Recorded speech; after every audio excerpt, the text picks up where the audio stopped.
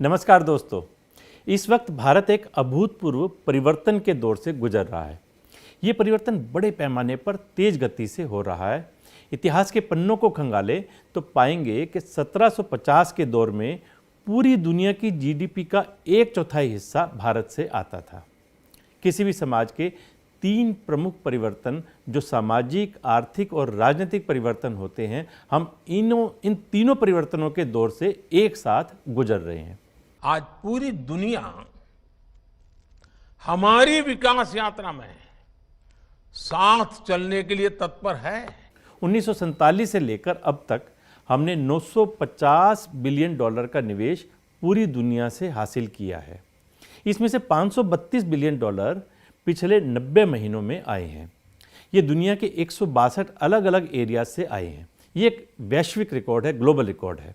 आज भारत का विदेशी मुद्रा भंडार रिकॉर्ड स्तर पर है। हमें ये बात याद रखनी चाहिए कि एफडीआई केवल डॉलर नहीं है, ये एक तरह का भरोसा है। भरोसा है आपके प्रति पूरी दुनिया का। भरोसा है आपके भविष्य पर, आपके नेतृत्व पर, आपके अवसर पर, आपकी उद्यमता यानी एंटरप्रेन्योरशिप पर और आपकी क्षमता के साथ भागीदारी पर। आप उनके भरोसे और विश्वास पर खरा उतरने के लिए तैयार हैं।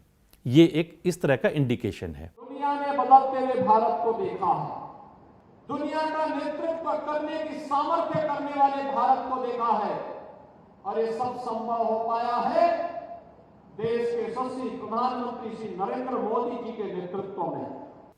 2015 से लेकर 2022 तक लगातार 8 सालों से, जिसमें लॉकडाउन के 2 साल भी शामिल हैं, हर साल एफडीआई हासिल करने का हमने एक दोस्तों नया रिकॉर्ड कायम किया है। सबसे बड़ी बात यह है कि 2022 में जब पूरी दुनिया में सबसे भयंकर लॉकडाउन लगा था, हमने रिकॉर्ड 83.5 बिलियन डॉलर का एफडीआई हासिल किया, जो किसी भी साल प्राप्त किए गए एफडीआई से ज़्यादा है। आपको ये भी बता दूं, ये निवेश 61 अलग अलग कंट्रीज से आए हैं, जो अपने आप में एक ग्लोबल रिकॉर्ड है। भारत अपनी अर्थव्यवस्था को नई ऊंचाई पर ले जा रहा है। जो भारत दुनिया को विकास का अवसर प्रदान कर रहा है वो अभूतपूर्व है। भारत के अलावा दुनिया में और कोई देश नहीं है जिसने 61 अलग अलग कंट्रीज से निवेश हासिल किया हो।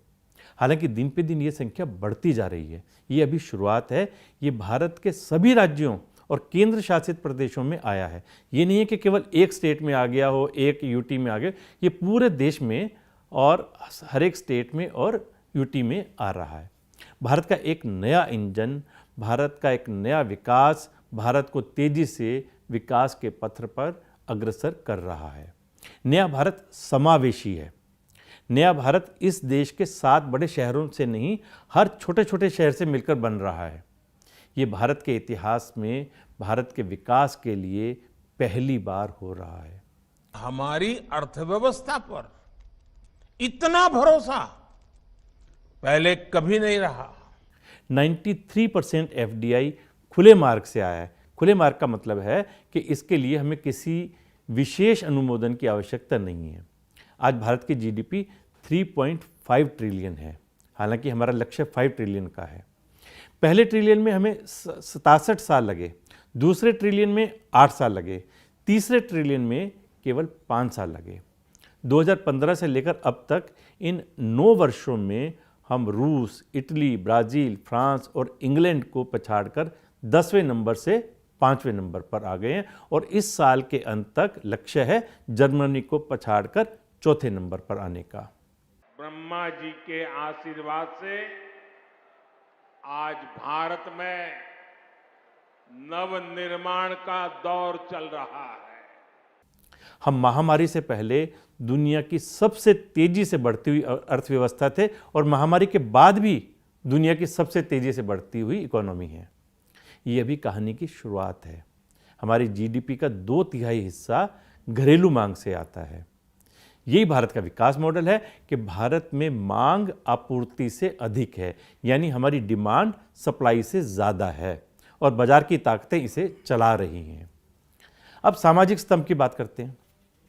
हम दुनिया के सबसे बड़े मानव संसाधन वाले देश बन चुके हैं, यानी हमारी पॉपुलेशन दुनिया में सबसे ज़्यादा है, करीब 1.4 बिलियन, यानी कि 1 अरब 40 करोड़।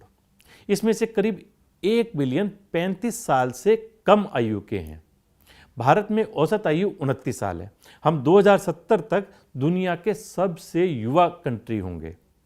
साल 2000 के बाद भारत में पैदा हुआ व्यक्ति अगर अपनी पूरी लाइफ में एवरेज $40,000 खर्च करता है तो इसे 1.6 बिलियन से गुना करिए और अंदाज़ा लगाइए कि 2047 तक हमारे देश के बाजार का कितना बड़ा साइज होगा। ये तो अभी शुरुआत है। 2019 में 960 मिलियन से अधिक रजिस्टर्ड वोटर थे। इनमें से करीब 600 मिलियन लोगों ने वोट डाला। हालांकि सरकार कोशिश कर रही है कि ज़्यादा से ज़्यादा हमारी वोटिंग परसेंटेज बढ़े और आप सबसे भी यही प्रार्थना है कि जब भी वोट हुआ करे, चाहे आप किसी को भी वोट दें, लेकिन अपने मत का उपयोग ज़रूर करना चाहिए। 1 मिलियन पोलिंग बूथ में से केवल 217 बूथ पर रीपोलिंग कराया गया, वो भी खराब मौसम के चलते। यानी कितनी शांति से हमारे यहाँ पोलिंग होती है। इसीलिए भारत को दुनिया का सबसे बड़ा लोकतांत्रिक देश कहा जाता है। ये दुनिया का सबसे बड़ा और जटिल उत्सव है जो हम करते हैं। उन 600 मिलियन में से 90 मिलियन ने पहली बार वोट डाला। ये आकांक्षी भारत का प्रतीक है जो भारत को एक नए रूप में देखना चाहते हैं। यही वो पीढ़ी है जो इस परिवर्तन को चला रही है। यही वो पीढ़ी है जो विकास की ओर अग्रसर और स्वच्छ राजनीति की शुरुआत कर रही है। भारत आज वैश्विक लोकतंत्र का भी बहुत बड़ा आधार है। कुछ साल पहले जब मोदी सरकार ने डिजिटल इंडिया की शुरुआत की, तब हमारी दुनिया में डेटा खर्च करने की ग्लोबल रैंकिंग 122 या 123 थी। लेकिन पिछले साल फरवरी में हम पूरी दुनिया में नंबर 1 थे।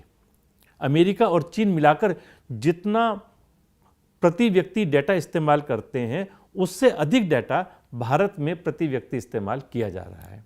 यानी हम टेक्नो सेवी हो चुके हैं। पिछले साल पूरी दुनिया का 41% ऑनलाइन ट्रांजैक्शन इंडिया में हुआ। हमने 48 खरब लेन देन किया। चीन ने केवल 18 खरब लेन देन करके दूसरे नंबर पर रहा। आप जिस तेज गति को देख रहे हैं, ये अभूतपूर्व है। आज देखिए पूरी दुनिया में भारत का यशगान हो रहा है।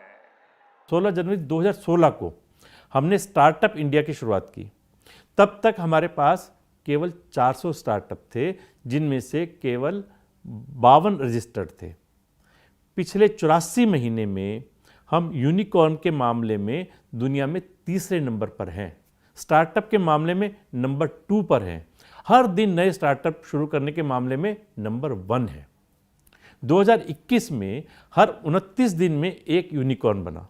2022 में हर 9 दिन में एक यूनिकॉर्न बना और पिछले 3 महीनों में दुनिया के किसी भी देश की अपेक्षा सबसे ज़्यादा यूनिकॉर्न भारत में बने हैं। इस तेजी से बढ़ते भारत के विकास की गति को आइए आप और हम सब मिलकर अधिक से अधिक योगदान दें, यथासंभव सहयोग दें, भारत को प्रगति के पथ पर और अग्रसर करें। प्लस माइनस की गुत्थी को सुलझाने के लिए फिर मिलेंगे। नमस्कार।